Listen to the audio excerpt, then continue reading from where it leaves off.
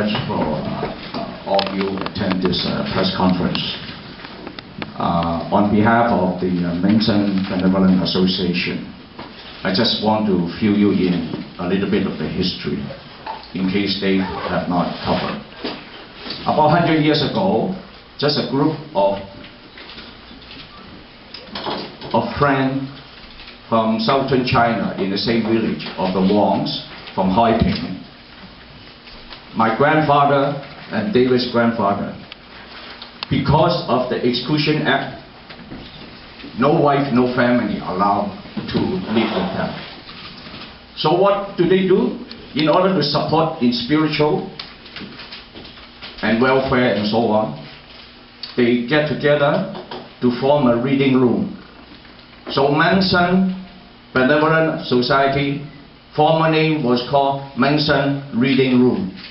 So that after work, friends from the same village, same clan, can get together, read newspaper, refer jobs, see how they can contribute to this country and this community, even though they are not allowed to be Canadian, have no right to vote. So gradually, they put up the money. One by one, they got sort of make up the seed money and then buy property. And then, about 80 years ago, then we purchased this property gradually. Originally, is to house a single man who need help financially, have no place to stay and so on. And gradually, as the family make their way of living, then our rooms open up for the senior and now open up for all ethnic. Among our tenants, we have elder Chinese, we have First Nation, we have Japanese, and also on the ground floor we have the young artists like Jin, and Caucasian artists and Chinese artists together. We charge absolutely below market, below welfare rent. We subsidize. We are the one who believe in pay back to the community by subsidizing to the community so that to provide housing to the really needy one right at the bottom of our society. So, all of a sudden, our elder, Mr. Bing Wong, is not here. Our building had been experiencing fire.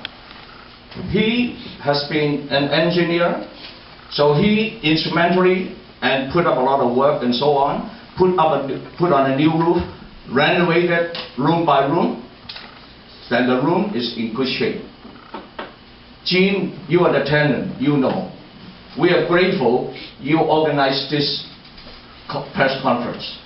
That reflects the satisfactory, the appreciation of our tenant. We are not a bad landlord. We are the one that being appreciated. So all of a sudden, one day, we saw on the news next door somehow had been claimed by the city, being unsafe in the morning, I believe. And that same night, we don't understand why the city would pay double time for the people to demolish the building at night. Why is that? What happened to our taxpayers' money? What was the urgency to bring down the building so rushed?